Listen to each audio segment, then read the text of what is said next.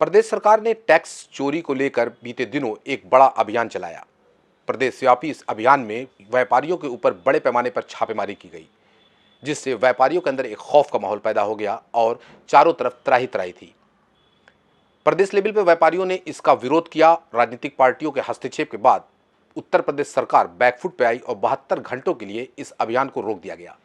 ये 72 घंटा कल खत्म होने वाला है। अब एक बार फिर लोगों में असमंजस की स्थिति है कि अब क्या होगा। अगर जीएसटी विभाग के लोग दोबारा छापेमारी की कार्रवाई करते हैं, इस हालात में व्यापारी को क्या कुछ करना चाहिए, इसके लिए हम आज बात करेंगे senior chartered accountant Shravan Kumar Jaiswal जी से। हमारे साथ खुद मौजूद हैं। वो इन बारीकियों को बखूबी पिछले कई सालों से समझते हैं, रग रग से वाकिफ हैं। बहुत से बड़े बड़े मामले इन्होंने चुटकियों में सुलझाए हैं। तो इनसे हम बात करेंगे और जानेंगे कि अब क्या होगा। श्रवण जी, आपका बहुत बहुत स्वागत है। मेरा एक सवाल आपसे ये है कि जो प्रदेशव्यापी अभियान चला उससे आप भी वाकिफ़ हैं, बताने की कोई ज़रूरत नहीं, प्रदेश का हर व्यापारी और इससे जुड़े हुए लोग जान रहे हैं। एक हाहाकार की स्थिति हो गई थी।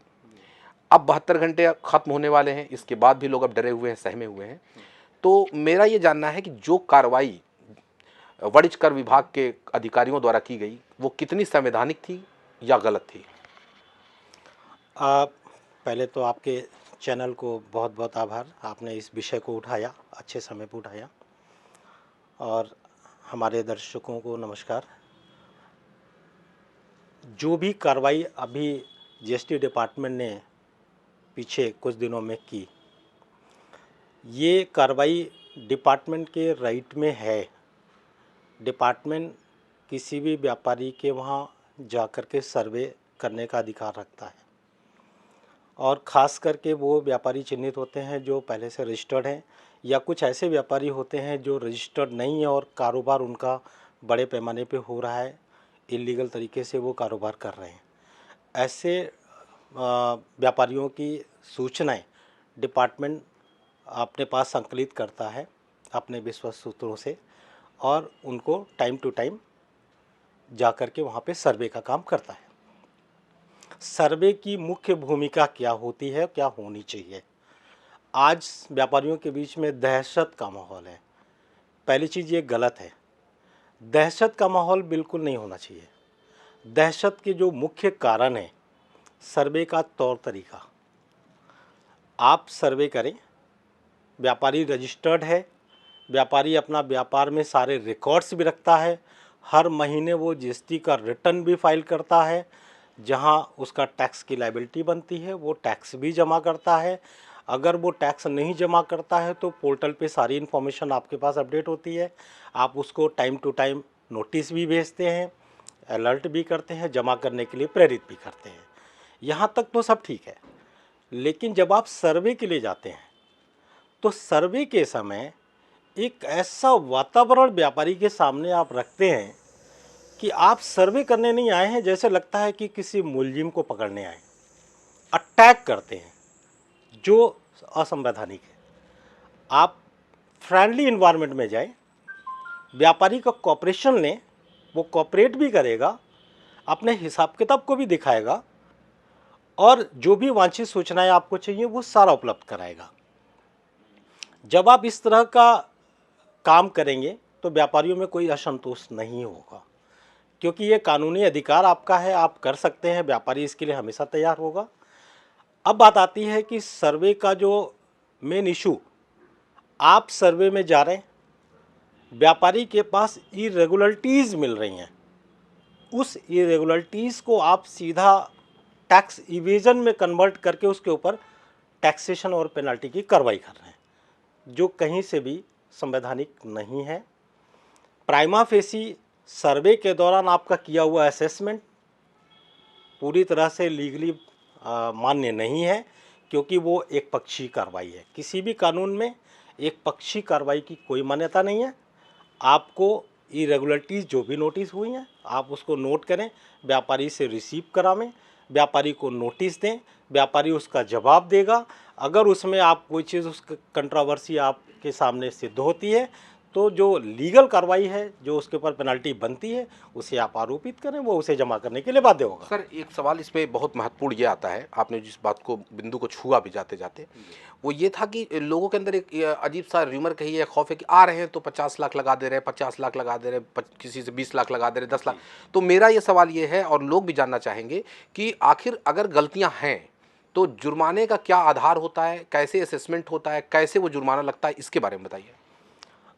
जुर्माना तो देखिए, वो कितने आइटम उसके पास इल्लीगल तरीके से उन्होंने रिपोर्ट किया, हर आइटम का जीएसटी रेट अलग अलग होता है। कोई 5% में है, कोई 12% में है, कोई 18 में है, कोई 28 में है। आपने एक ग्रास रूट पे एक लमसम असेसमेंट कर दिया, कोई भी एक रेट अप्लाई करके, वो ट्रू असेसमेंट नहीं है। मैंने पहले ही कहा कि वो असंवैधानिक है। आपने कहा 40 लाख 50 लाख जमा करिए, 2 लाख जमा करिए, 1 लाख जमा करिए। आप प्रोविजनल बेसिस पे टैक्स अकाउंट में जमा करने के लिए कह सकते हैं, that is not final assessment.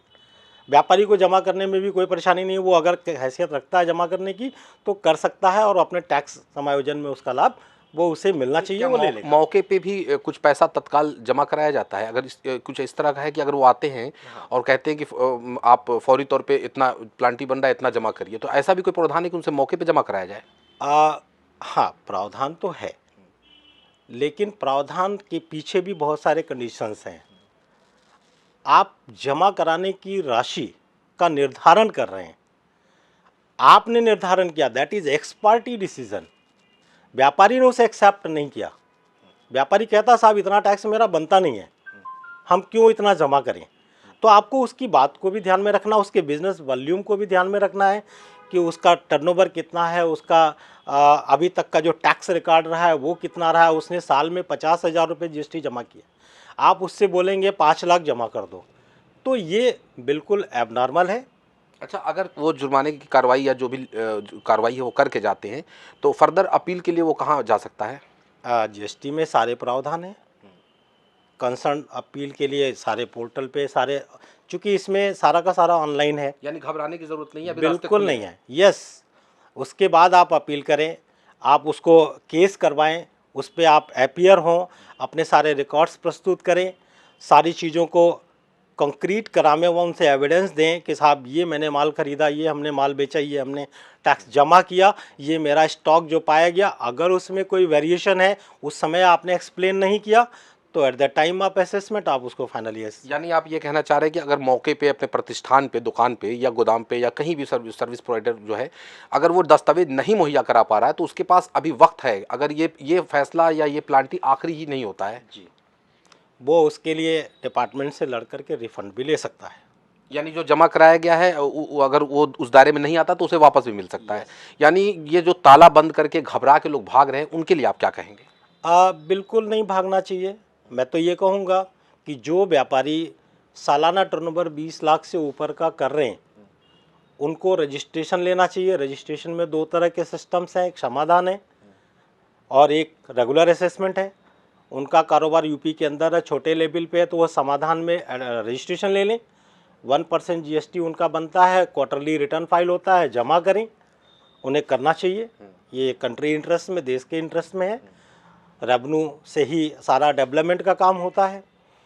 अगर उन्होंने रजिस्ट्रेशन करा रखा है, एक बार पहले ये बता दें कि कौन ऐसे कारोबारी हैं जो रजिस्ट्रेशन के दायरे में आते हैं? जैसे बिजनेस वालों के अलग है, सर्विस प्रोवाइडर का दायरा अलग है, कितने टर्नओवर पे रजिस्ट्रेशन की ज़रूरत होती है? जी, इसमें जो बिजनेस और प्रोफेशन 2 तरह की कैटेगरी है।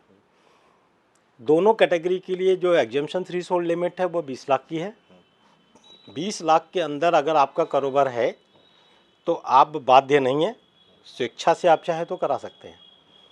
डिपार्टमेंट आपको बाध्य नहीं कर सकता कि आप रजिस्ट्रेशन कराएं और टैक्स दें। परचेज करने पे तो आप टैक्स देंगे ही देंगे, क्योंकि आप जब भी खरीदेंगे रजिस्टर्ड डीलर से, वो आपसे टैक्स चार्ज करके ही बिल काटेगा। 20 लाख से ऊपर का कारोबार अगर आपको लगता है कि मेरा जा रहा है या जाने वाला है, तो आपको रजिस्ट्रेशन करा लेना चाहिए। अच्छा, एक बहुत ही महत्वपूर्ण सवाल ये उठ रहा है कि जो समाज में छोटे या मझोले कारोबारी हैं, जैसे कोई एक दुकान है, वो समोसे बेच रहा है, चाट बेच रहा है, फुल्की बेच रहा है, दिन भर में 5,000 8,000 की सेल उसकी है, तो महीने की 2.5 लाख की सेल हो गई। तो उस कंडीशन में उसके पास अब वो 2 समोसे बेचे तो कहाँ से पर्चा काटे, कैसे टैक्स इनवाइस दे या उसको कैसे बनाए, इस चीज़ को लेके ये समझ नहीं पा रहे हैं लोग, हम लोग कैसे इसको सॉल्यूशन करें, क्या राय आप देंगे उसके लिए? बहुत अच्छा सवाल है। हमारे समाज के अंदर बहुत सारे ऐसे व्यापारी हैं जो छोटे छोटे कारोबार से अपने परिवार की जीविका चलाते हैं, और उसमें जहाँ तक अभी हमारे क्षेत्र की बात है, मैंने तो नहीं देखा कि कोई चाय बेचकर, समोसा बेच करके बहुत बड़ी इनकम का स्रोत किया हो। बट चाय और समोसा बड़े रेस्टोरेंटों में भी बेचे जाते हैं जो जीएसटी के दायरे में आते हैं, और वो जीएसटी पे भी करते हैं। छोटे लेवल के कारोबारी ऐसे हैं जो चाय और इस तरह की चीज़ें बेच करके परिवार को चलाते हैं।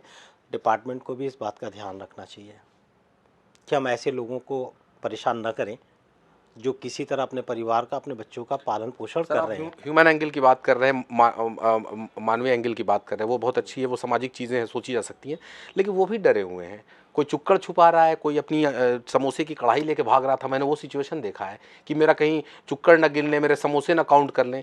तो ये जो भयावह स्थिति पैदा हो गई है, इसके बारे में बताएं कि क्या सोल्यूशन इनके लिए हो सकता है, समाधान जो आप बता रहे थे उस तरह की, या क्या रजिस्ट्रेशन कराए? गवर्नमेंट कह रही है कि आप रजिस्ट्रेशन कराइए, 10 लाख के आप इंश्योर्ड हो जाते हैं, और भी बेनिफिट्स हैं, लोन वगैरह मिल सकता है। तो आप कहेंगे कि रजिस्ट्रेशन की तरफ ये लोग जाएं?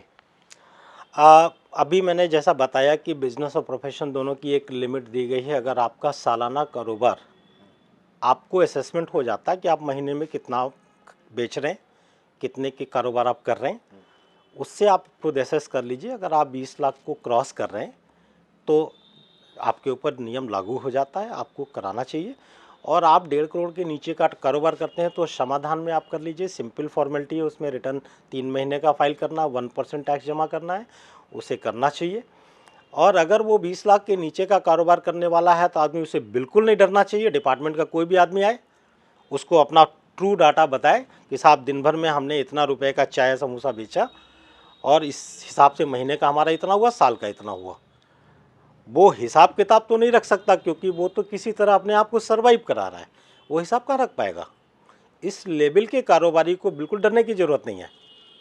डिपार्टमेंट आता तो उनसे सवाल जवाब करिए कि साहब ठीक है, आप उससे ये जानकारी होनी चाहिए कि हमारा कारोबार 20 लाख के नीचे है या नहीं है। अगर 20 लाख से ऊपर है तब उसको इस बिंदु पे डिपार्टमेंट में जा कर के सलाह लेकर के आगे रजिस्ट्रेशन की फॉर्मेलिटी करके उसे आगे बढ़ना चाहिए। तो ये थे हमारे साथ senior chartered accountant Sharvan Kumar Jaiswal ji. इन्होंने बहुत ही सरल और आसान तरीके से इस एक बड़े जो लोग व्यापारियों के लिए एक समस्या बनी हुई है उसका समाधान बताया, और इन्होंने बताया कि डरने और घबराने की कोई ज़रूरत नहीं है। इन्होंने एक बहुत महत्वपूर्ण बात ये कही कि टैक्स के पैसे से देश और प्रदेश चलता है, इसलिए हर व्यापारी को बेहतरीन तरीके से सही ढंग से टैक्स की अदायगी भी करनी चाहिए, उसी से हमारे देश और प्रदेश का विकास भी होता है। लेकिन उन्होंने एक बात और भी कही कि जो छोटे और मझोले कारोबारी हैं उन्हें भी घबराने और डरने की ज़रूरत नहीं है। अगर उनके पास कोई विभाग से जुड़ा हुआ व्यक्ति पहुंचता है तो वो अपनी बातों को बताए कि हमने क्या सेल किया, क्या करते हैं। भागना, ताला लगाना, शटर गिराना ये समस्या का समाधान नहीं है, इससे समस्याएं और बढ़ेंगी। रशाद लारी, गोरखपुर।